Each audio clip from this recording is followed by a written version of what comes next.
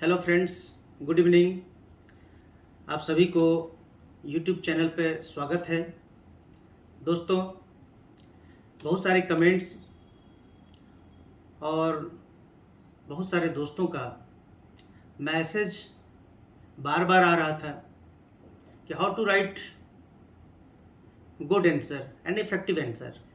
BPSC mains exam में अभी coming 66 BPSC mains का जो एग्ज़ाम होने वाला होगा, आप लोग प्रिपरेशन कर रहे हैं तो आप सभी जानते हैं कि सक्सेस का जो बेस होता है वो मुख्य परीक्षा होता है और वही आपको अंतिम सफलता, आपका अंतिम चयन होता है।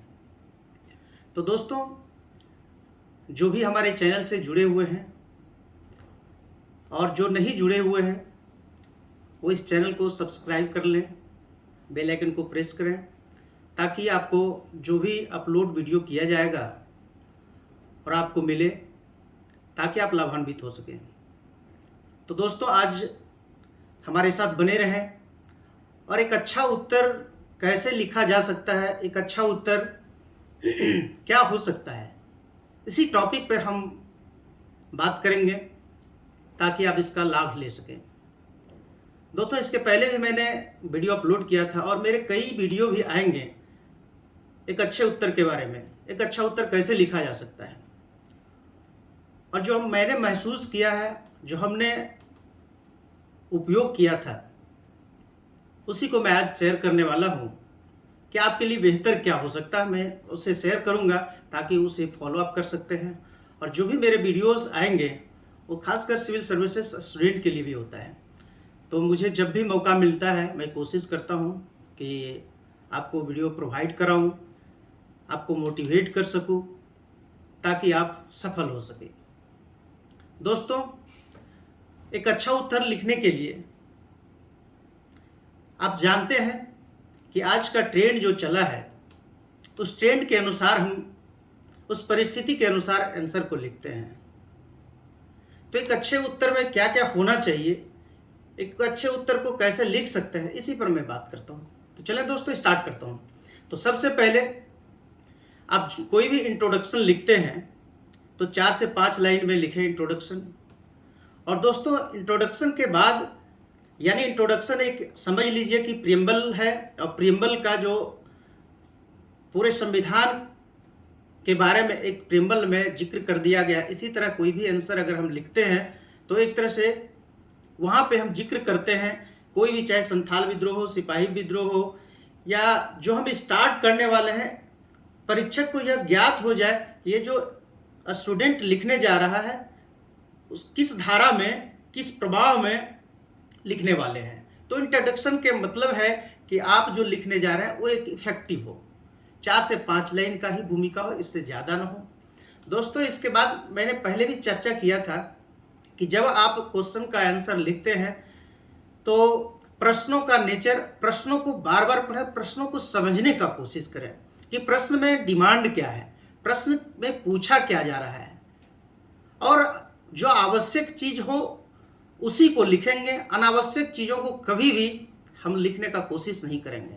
ऐसा नहीं कि हम बहुत सारा लिख दिए, बहुत फास्ट लिखते हैं तो हमें आंसर ज़्यादा आ जाएगा, ऐसा दोस्तों नहीं होता है। तो जो पूछा जा रहा है, जो कहा जा रहा है, उसी के बारे में।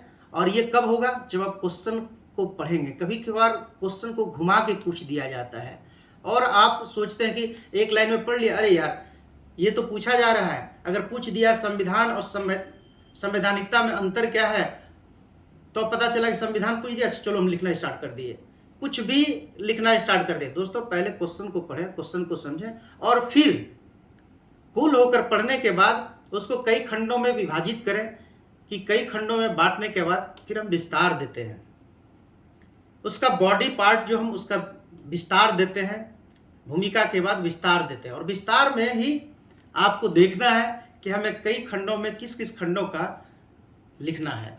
पैराग्राफ चेंज करते हुए लिखेंगे, ऐसा नहीं कि एक पेज को लिख दिए और पूरा भर दिए। यार, जो पूछा जा रहा है, जो कहा जा रहा है, उसमें कई खंड हैं, कई।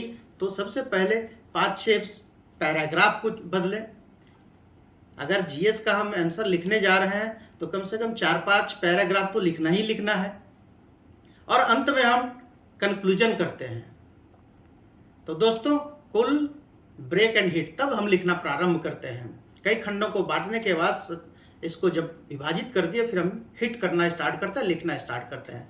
तो दोस्तों, सबसे पहले इंट्रोडक्शन लिखेंगे, फिर विस्तार देंगे, और विस्तार के बाद हम आंसर जब लिखते हैं तो अनुपातिक हो और बैलेंस में हो, संतुलन पर विशेष ध्यान देना है।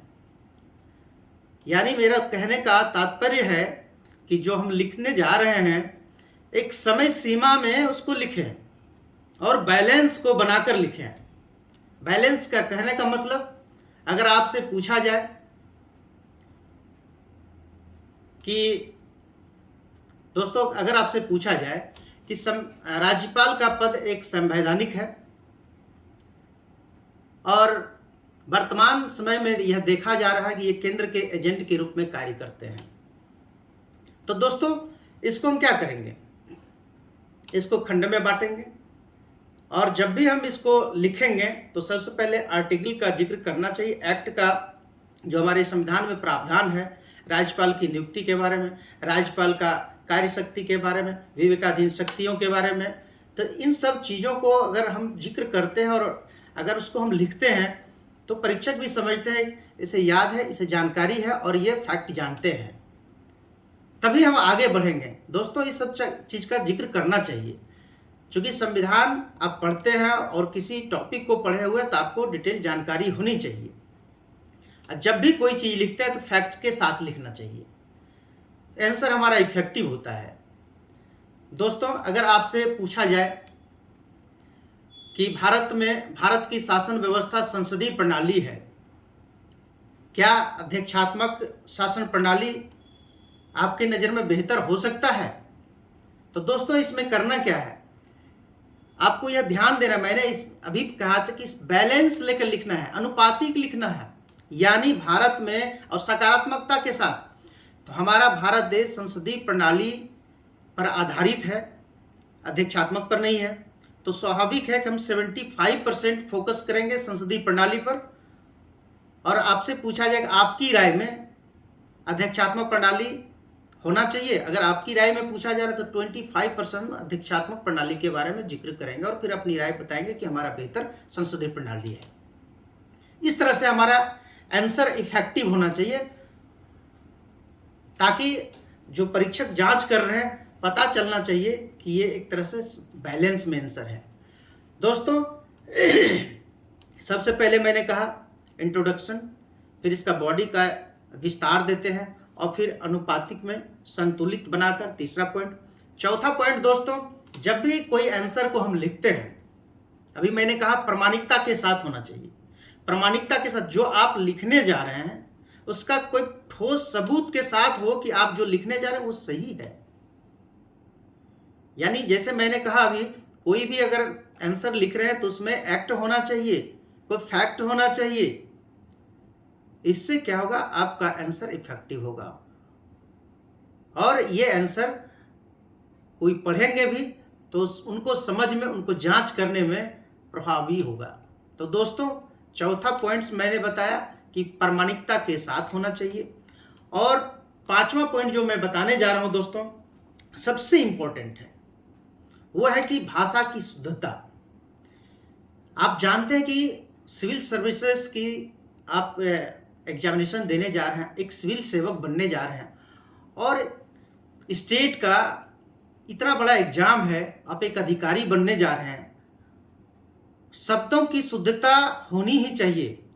और आप जानते हैं मैक्सिमम मेरा अनुभव यह कहता है कि आप जो लिखते हैं, जो एग्जामिनर होते हैं आपके कॉपी जांच करने वाले, अगर साफ सुथरा आपका लिखावट होगा, शब्दों की शुद्धता होगी, शब्दावली जो आपका चयन है वो सही होगा, तो सबसे पहले वो इफेक्टिव होता है और उसको मन से और ढंग से पढ़ते हैं और उसको मार्क्स भी अच्छा मिलता है।